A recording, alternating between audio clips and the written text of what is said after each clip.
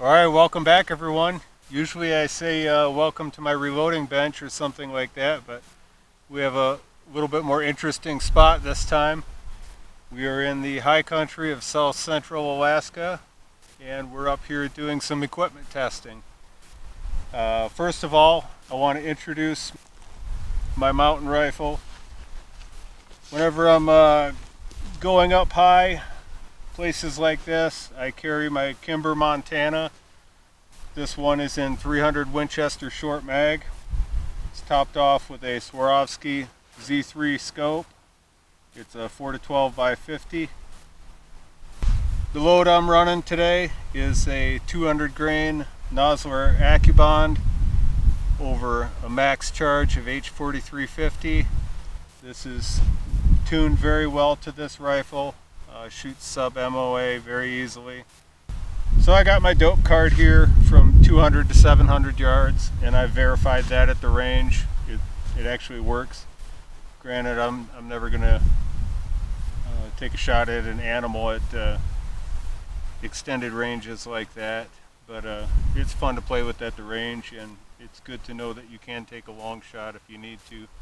I just like to keep everything within reason. I know there's guys out there that can do it one shot at 700 yards, but I'm not one of them. It's not something I'm willing to risk on an animal. Shooting steel, hell yeah though. So with the Kimber Montana, this might look a little bit different than the Montanas you'll see on the rack right now, if you can ever find one on a rack. This was the last year that they made it in this configuration. 2016. Since then, in 2017, they went to a different colored stock. They've gone to a green stock, and they've also added a threaded barrel to the package. I got a really sweet deal on this. This was the last one on the rack of the old configuration, so I got a clearance deal on it. And honestly, it's how I wanted it. I don't need a threaded barrel for a dedicated hunting rifle like this. I'm not going to use a brake on a hunting rifle. I don't use hearing protection when I'm out hunting. It's just not practical. You try wearing earmuffs or you know, anything like that, game ear or something like that up here, you're not going to hear anything but wind whistle, and it's just not going to work. So, you know, granted, I'm hard of hearing now from although I'm not that old, I've been doing this for a long time, and you know, it's a cumulative hearing damage, shot here or there. I always use hearing protection at the range. I even double up on it and encourage the hell out of it, because I didn't use it when I was younger, and I'm paying the price for that now. I wear hearing aids to get by, to go to the store and everything. You know, background noise starts getting muffled. But it is what it is. I don't use hearing aids or hearing protection up here hunting. So a little bit more about the Kimber Montana for those who aren't familiar. Fantastic rifle. Kimber makes good products. They've kind of gotten a bad rap in recent years by letting quality control slip a little bit here and there. And I think there's some truth to those reports. There was some bad rifles and a few bad 1911s that came out from them that had to be sent back in for work, and then sometimes you get them back and they're still not fixed, or they give you the runaround, or so there's some issues going on at their factory. But overall, they're a high quality product, and they're certainly a high dollar product for a factory built rifle. They're not inexpensive, but super light. The rifle itself, the Montana, in the short magnums, weighs right around 6 pounds, so very, very light, and topped off with the Swarovski scope, which is under a pound. It's the lightest scope in this configuration that really I could get. Wonderful glass. The stock on these rifles is carbon fiber. That's what they claim. You know, looking at it on the inside, it looks like fiberglass to me. I don't know. Could be either. The action on the Kimber rifles, And I've already cleared this rifle up here. I don't carry one in the chamber. We're not hunting right now. And I keep my sidearm for bear protection. This goes in the pack when we're climbing. But Kimber rifles, the action, it's a Mauser style action, like I've raved about in multiple videos. I love my Ruger M77s. I love the Kimber rifles. It's a 2-lug design, large claw extractor. This is all stainless steel, 3-position safety, beautifully done, very lightweight. This isn't their lightest rifle. Mountain Ascent is a little bit lighter, but you know, I like to have a reasonable amount of weight in a Magnum chambering, this one being a 300 Winchester short Magnum. I love 300 WSM. It's a sweetheart to hand load for.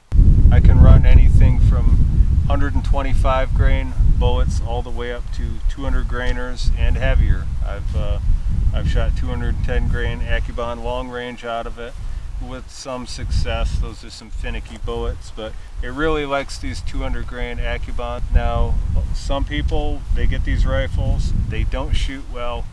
You get, you know, 2 to 3 inch groups at 100 yards, and guys will very quickly blame the rifle. They'll say, oh, this thing doesn't shoot worth a crap, you know, a 3-inch group, blah, blah, blah, blah, blah.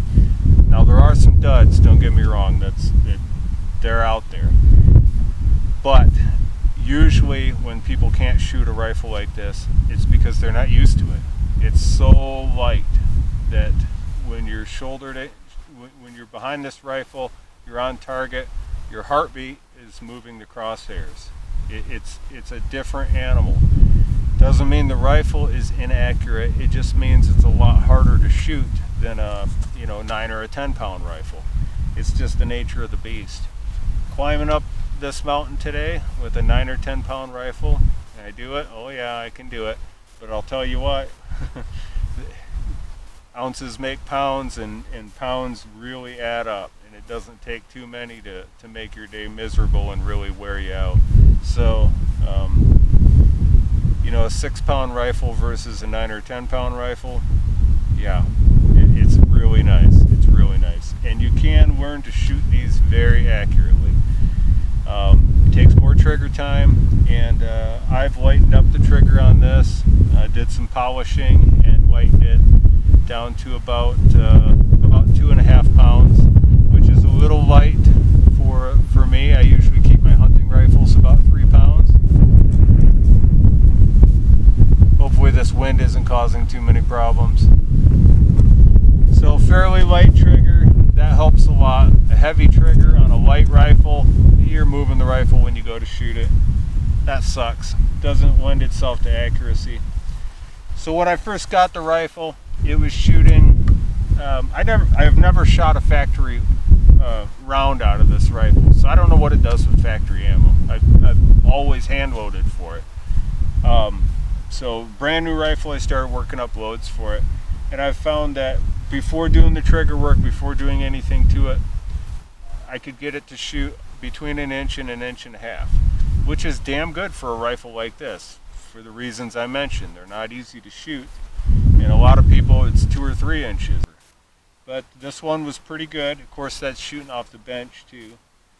And you know, with good load development, shooting about 1 inch, I was pretty happy with that for a mountain rifle. But I decided to glass bed the stock.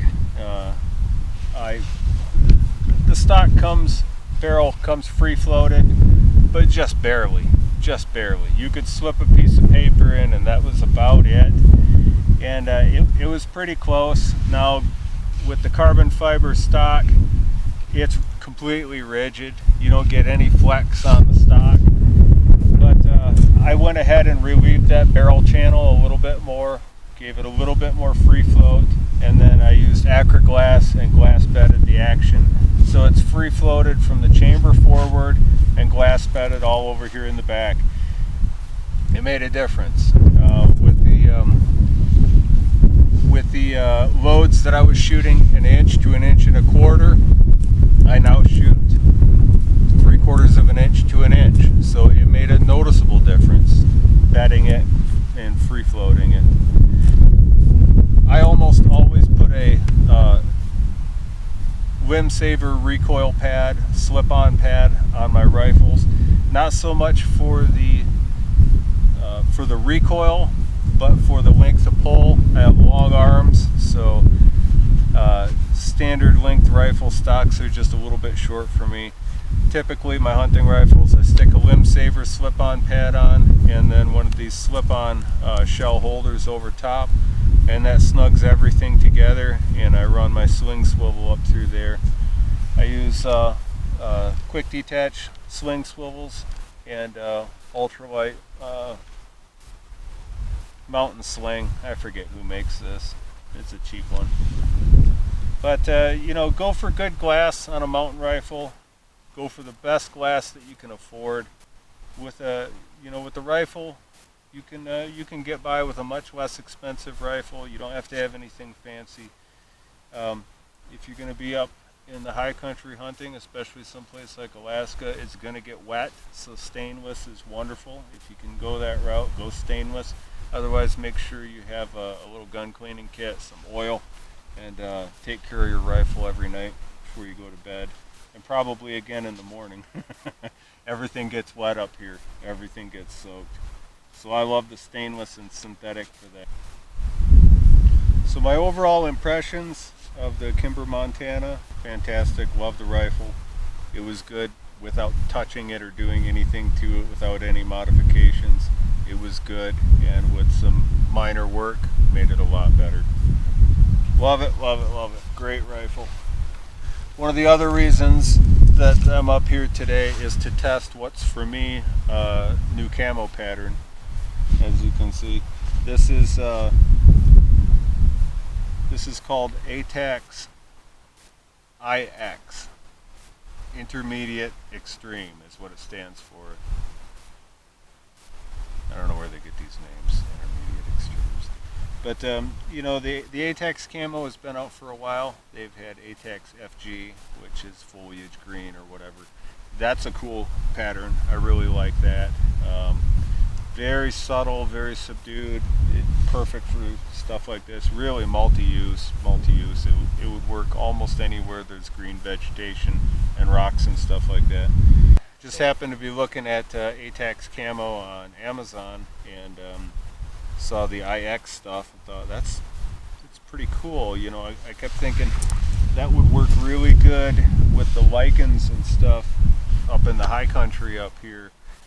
And I think it really does. We're going to get some still shots of it, this camo up against the background here, and you know, be able to see it from a distance. But it really does look a lot like the lichens and the rocks with the black moss and stuff on them. I think it's going to work really good. For whatever reason, on Amazon, my size, it's actually a size bigger than what I wear. I think it was mispriced. All the other pants were like $50. My size, or you know, it's like 2X tall or whatever. These were like $10.20. So I'm like, you gotta be kidding me. I'll order that. I ordered a pair, you know, got it, and I'm thinking there's something wrong, you know, this can't be right. They're true spec, which is good stuff. I mean, it's not really high dollar, you know, fatigues, but it's good stuff. I've had their camo before. I've had their clothes. It's durable, holds its color pretty well. And these pants were like $10, you know. And the 2X tall field shirt was just ridiculously low price. All the other sizes were normal price, fairly expensive. So I thought, oh, I can't really go wrong. So I got the pants arrived. I'm like, you got to be kidding me. These are awesome. So I immediately jumped back on there, and they still had this size at that price. So there was 2 pairs left. I ordered them. So I got, I don't know, many years supply of these pants. So I hope it works well in at least some terrain up here, because I'm going to be wearing them. I think it'll work really good though. I think it'll work in a lot of terrains, in mostly rocks with lichen, and you know, in the fall stuff just kind of gets gray and washed out once the color's going away. I think this will work pretty well for that. And being a little bit big, I don't mind that at all, because you know, it can get pretty damn cold up here. Even in summer like this in the high country, it can be, I mean, it could snow tonight here, no problem. So being a little big, you can have multiple layers under it and still have your camo effect. Now the one thing that, you know, we're in milsurp stuff and you know, BDUs or whatever, in Alaska, it's okay for doing what we're doing here, is that it's not waterproof. You know, even if it's water repellent or whatever, the only thing that is really going to work for you up in the high country like this is going to be some type of Gore-Tex, some type of breathable waterproof fabric, because you're going to get soaked. Even if it's not pouring rain, a lot of times up here it's just wet. I mean, mist is blowing through, you're in the clouds, everything's dripping, you sit down, you soak. So there aren't a whole lot of days where clothing like this works up here, other than, you know, a casual hike or something like that. So I haven't laid down the money for Sitka gear or you know, the really expensive stuff. I'm a cheapskate at heart, so I get by with a lot of cheap stuff. I like the Frog Togs camo stuff. You know, it's kind of wrinkly, kind of makes a little noise. You have to be a little bit careful so you don't scare game, but you know, it's 50 or 60 bucks for a set, and I get about 2 seasons out of that. It's super lightweight for backpacking, but it is totally waterproof and breathable, so it ain't Sitka gear, but it gets the job done for about less than 10% of the cost. We're about ready to hit our 100th subscriber on this channel, and I know for a lot of channels on YouTube, 100 subscribers is nothing. It's literally nothing. For us, it's a lot. I mean, to have 100 people think what we're doing is cool, it's fantastic. That's awesome. I know the way YouTube is with gun channels and everything, we're never going to see a dime out of YouTube. You know, I don't have a Patreon or anything like that. We're just doing this to have fun. It's what we do anyway, so to throw up a camera and get some footage of what we're doing, it's not that big a deal, and it's fun to do. And I've certainly met some people through this, and you know, people commenting. By the way, comment, I love that. I'd love some feedback. Tell me what you think about the Kimber rifles, if you have one, if you have any experience, maybe you have some questions about it. Also, what do you think about this A-TACS IX camo? Take a look at these stills, and does it work in this high country? Can you think of some other terrains it might work in? It might almost work in the desert too. It's got a lot of light brown in it. I think it's going to be very versatile. It kind of reminds me a little bit of Tiger Stripe. It's got some of that horizontal Tiger Stripe action going on, but a little bit more subdued. If you're watching this video and you haven't subscribed, please do so. We really appreciate it. Like I said, we're about ready to hit number 100, and we're really tickled about that. We're shooting for 200, and for our 200th subscriber, we're going to have a special giveaway. Whoever our 200th subscriber is, if they want to give me their mailing address, and I'll be keeping track, I'll see who number 200 is. I'll get a hold of you, give me your mailing address, and I want to send you a big pack of homemade moose jerky, fresh from Alaska. So moose season's about ready to start. Hopefully we're lucky enough to fill the freezer up. If we're not lucky this year and we don't bag one, well, hell, we still got a bunch of moose in there from last year, so you'll get your jerky one way or the other. So go ahead and like and subscribe. Share this if you want. That'd be great. And we'll see you next time.